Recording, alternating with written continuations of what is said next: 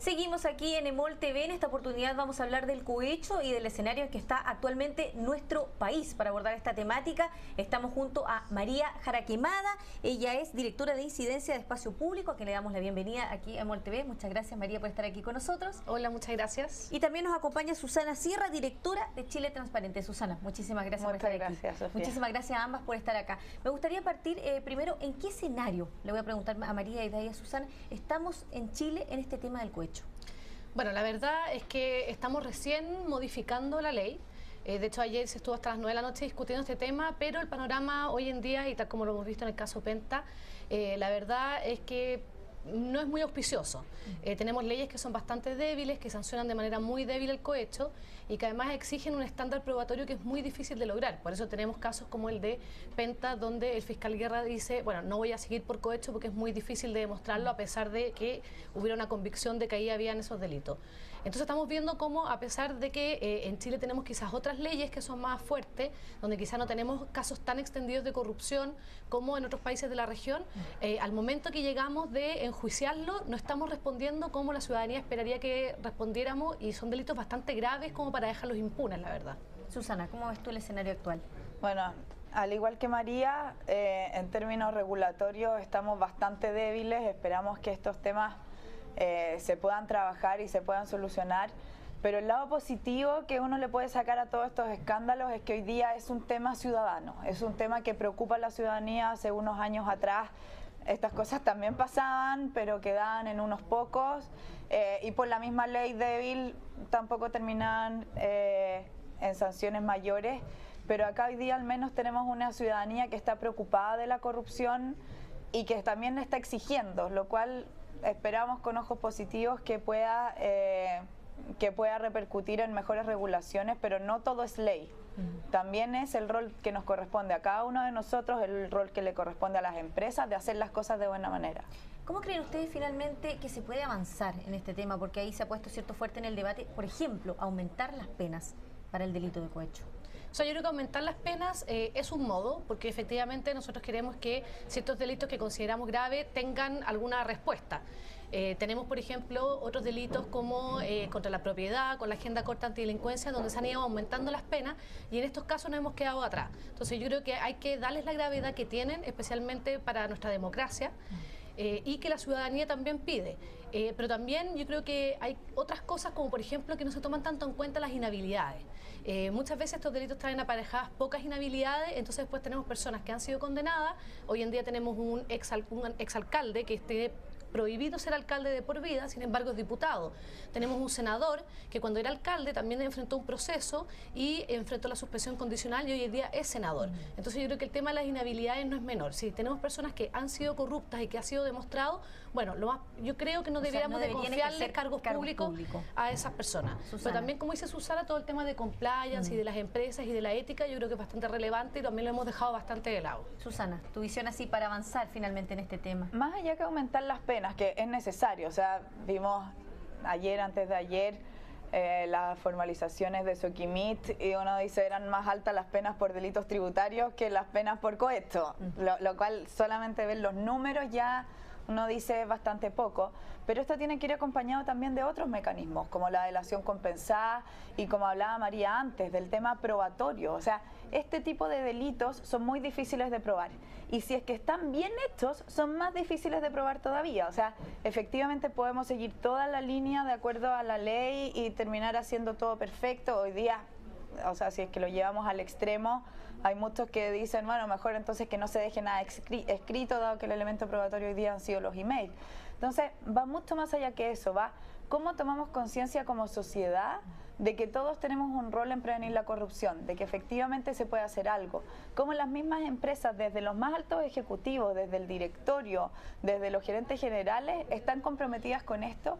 Y no solamente el tema de decirlo en lindos códigos de ética o que quede todo en lindos manuales, sino cómo están probando esto, cómo están premiando los bonos, porque lo que pasa es que finalmente podemos hablar mucho sobre este tema, lo podemos dejar escrito en miles de manuales y procedimientos, pero finalmente los incentivos son pagados netamente por resultados económicos, no por el cómo se llegó a ese resultado. Por lo tanto, estoy hablando dos idiomas completamente distintos. Y si las empresas no empiezan a medir eso en forma interna, vamos a terminar con estos mismos casos en un par de años más sofisticados. Si esto es la ley, esta es la trampa también.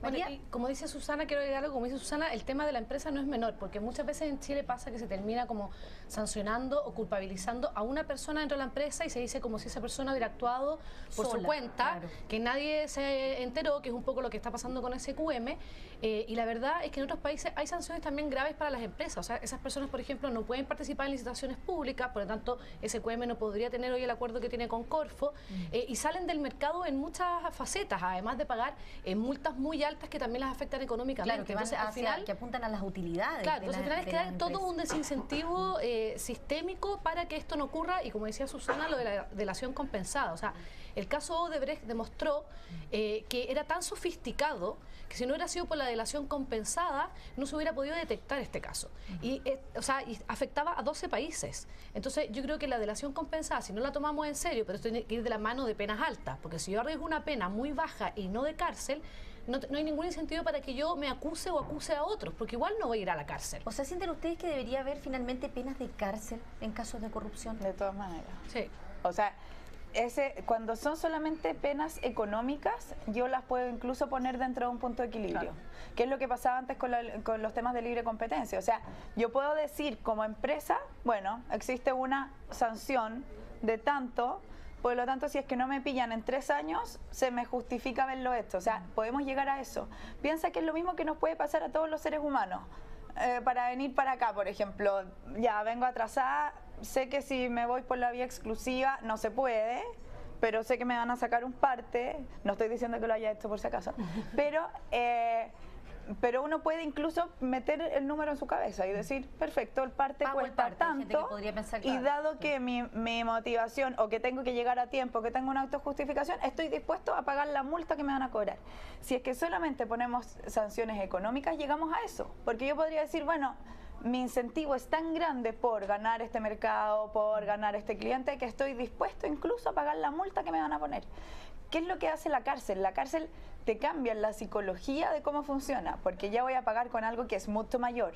Y por eso que hoy día los temas reputacionales también son tan importantes, y hoy día los gremios deberían jugar un rol muy importante, porque vemos que todos de la boca para afuera, oh, qué horrible lo que se hizo, qué horrible que Ponce haya vuelto al directorio Soquimich como asesor, y todos somos muy buenos para hablar de esto de la boca para afuera, pero ¿qué es lo que pasa con las personas involucradas? ¿Qué es lo que pasa con las empresas? ¿Le están haciendo bullying sus pares? Al decirle, oye, ¿cómo aceptaste esto? Le están haciendo efectivamente el quita a la empresa, porque el castigo social hoy día es más importante que cualquier ley.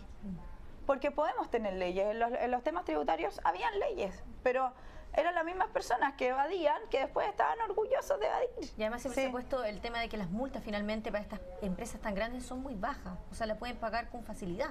Sí, igual eso en los proyectos de ley se está tratando de cambiar, pero a mí lo que más me preocupa es que no veo como una mirada sistémica cuando se discuten estos temas, sino que se enfoca solo desde un lado y muchas veces tú vas causando desequilibrio. O sea, yo creo que hay que mirarlo como un panorama completo de cómo combatimos la corrupción. Y hay muchos ejemplos afuera, no hay que inventar la rueda, hay que ver también lo que está pasando en Chile, y lamentablemente yo veo que la discusión parlamentaria está muy enfocada a puntos muy pequeños, entonces se están dejando temas fuera, como lo que decía Susana. O sea, hoy en día demostrar el cohecho es casi imposible, porque tú tienes que demostrar no solo que la autoridad o funcionario recibió un dinero, sino que además hizo algo por recibir ese dinero. Y lo que se está planteando, que es algo que ocurre en muchos países, es que solo cuando una autoridad o funcionario recibe un dinero sin una causa legítima o justificada, ya hay corrupción.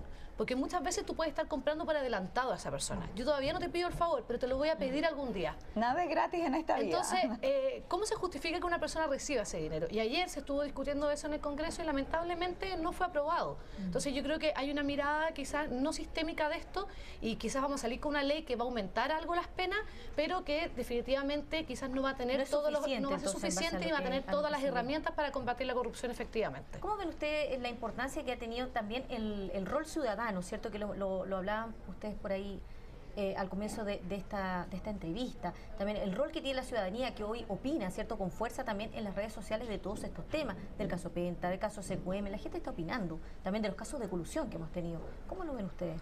O sea, yo creo que el rol ciudadano ha sido muy relevante porque nuestra clase política afortunadamente todavía responde a esa sensación ciudadana. En otros países de la región la verdad es que no les importa mucho. Entonces ha sido relevante para poner temas que los indignan en el tapete y que haya una reacción política ante eso.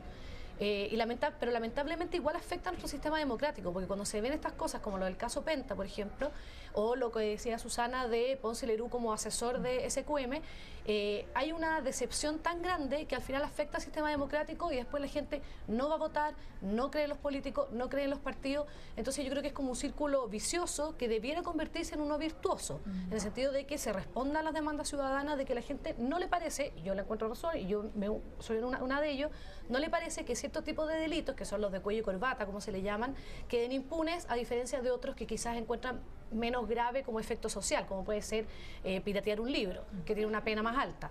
Entonces yo creo que es como una doble cara, en el sentido de que va a seguir habiendo decepción porque las leyes aún no son tan fuertes, o cuando se cometieron los delitos no lo eran lo suficientemente fuertes, pero al mismo tiempo generan cierta presión a nuestros líderes, que a mí me parece que por ahora la reacción sigue siendo relativamente positiva. Susana. Yo quiero agregar a lo que dice María, que independientemente que es buena esa presión ciudadana, o sea, es bueno que nos impactemos y que seamos capaces de impactarnos todavía, pero también hay que ser muy cuidadosos, porque efectivamente hoy día también podemos correr el riesgo de producirle daño a las instituciones. Cuando llegamos al nivel de desconfianza, donde ya no creemos en nada y donde ya no creemos que una condena puede ser justa o no, o de que la fiscalía tomó o no una buena decisión, empezamos a tomar la justicia por nuestras propias manos. Y es lo que, sin ir más lejos, pasa en países de la región.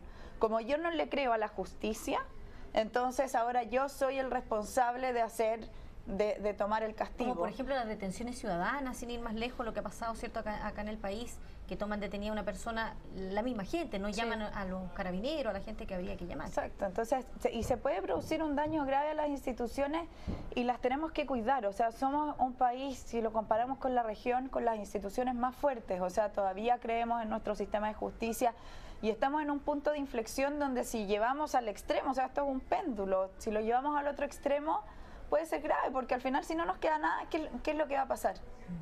Pero además yo creo que hay que tener cuidado porque las redes sociales también es muy fácil adelantar juicios. Entonces, o sea, muchas veces, de doble filo, claro, muchas veces adelantamos juicios porque sale una noticia, nos enteramos de algo y decimos, esta persona es culpable y nunca vamos a creer nada. Entonces, yo creo que también, si bien, o sea, yo soy crítica de lo que pasó en el caso Penta, porque en el fondo los mismos fiscales dijeron, no pudimos perseguir algo porque nos costaba probarlo, no es que no haya existido. Pero muchas veces se adelanta todo tipo de juicio y decretamos que alguien es culpable apenas sale la primera noticia. Exacto. Y sin esperar un poco como, bueno, cuál es su defensa, qué está sucediendo. Entonces yo creo que también ahí hay que tener cuidado, las redes sociales son muy buenas para juzgar de manera muy rápida. Y complementando eso, los chilenos, y lo tenemos que reconocer, somos muy buenos para ver la paja en el ojo ajeno y para tender a aislar esto. Mientras no reconozcamos que cada uno de nosotros tiene un rol, que a cada uno de nosotros le puede pasar y por lo tanto así podemos hacer algo para prevenirlos, es bien difícil que se produzcan cambios, porque hoy día todo lo estamos aislando, todo. Y en un estudio que hicimos en Chile Transparente terminó saliendo, o sea, el 8% de los chilenos piensa que a ellos les podrían transgredir las normas, pero el 97% de los chilenos piensa que el resto transgrede las normas y por lo tanto cuando terminamos haciendo eso y terminamos aislando casos en una persona con nombre y apellido, no vemos que este es un tema generalizado, que este es un tema que nos podría pasar y si no lo vemos no hacemos nada para prevenirlo. ¿Qué países creen ustedes que habría que mirar como ejemplo pensando en los temas de corrupción? Porque hemos visto, ¿no es cierto?, lo hablábamos antes, en países vecinos, en Perú, en Brasil, por ejemplo, hay autoridades y también en Brasil, un magnate que es condenado a la cárcel. O sea, lo que pasa es que hay muchos países que pueden ser ejemplos y de hecho países nórdicos también o incluso países de Asia tienen legislaciones donde combaten fuertemente la corrupción. Algunos llegan al extremo con sanciones demasiado altas, etcétera. Pero yo creo que más que, o sea, yo creo que vale la pena mirar lo que está pasando en otros países en el sentido de que tienen sistemas judiciales fuertes. Hay otros países que de ninguna manera puede ser ejemplo, como México, que en el fondo tiene un ministerio público que no es autónomo y no persigue delitos. Y para qué hablar de poder judicial. Entonces yo creo que es importante ver lo que está pasando en otros países para seguir fortaleciendo nuestras instituciones, pero nosotros en general tenemos instituciones fuertes. El problema muchas veces es, por ejemplo, en esto que o es difícil de demostrar, o quizás no se han puesto todos los recursos en esto. El Ministerio Público hoy en día tiene una unidad anticorrupción, pero que tiene 6 personas, por lo tanto quizás habría que poner más recursos ahí y sofisticar también las herramientas de investigación.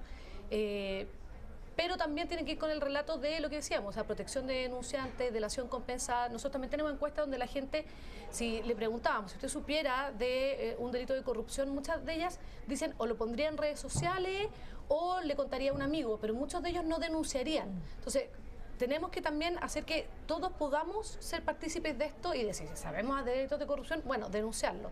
Entonces yo creo que hay muchos modelos distintos que uno puede ir mirando y cómo ir aplicándolos a Chile. Susana. Ahí lo que dice María es bien interesante porque efectivamente si uno dice a quién deberíamos copiar, claramente a países más anglosajones como podría ser Estados Unidos o Reino Unido, pero también nos tenemos que saber adaptar a la cultura. Tenemos una cultura que no va en pro de la denuncia, o sea, a diferencia de los países anglosajones donde muchos de estos hechos se enteran por la misma denuncia, acá todavía no llega a eso. Y siendo realista, uno mismo le enseña a los hijos cuando vienen con un problema, no sea acusete, vaya y solucione sus problemas solo.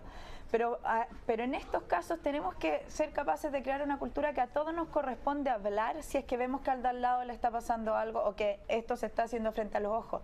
En las mismas empresas pasa. Nosotros hicimos un estudio, BH Compliance, y 97% de las empresas que tenían canales de denuncia no habían recibido nunca denuncias por temas de corrupción. ¿Eso quiere decir que no está pasando nada o quiere decir de que la gente no se atreve a denunciar porque no cree que va a tener protección, que no va a tener confidencialidad miedo, o simplemente piensa que no le corresponde? Dice, ¿por qué me voy a meter? Porque somos muy así también. ¿Por qué me voy a meter en el problema ajeno? No. O hay un problema de desconfianza también en nuestro país que es claro. La gente ya no confía en las instituciones o ha caído mucho, ¿cierto?, la aprobación. Sí, pero además en el fondo la gente no se siente segura. O sea, muchas veces uno dice, ¿para qué voy a denunciar que está pasando esto en mi empresa si lo más probablemente es que me van a echar? Y hay casos que se están investigando, por ejemplo, en el ejército, por ejemplo, en los carabineros, donde personas que han hecho denuncias se las terminan dando de baja.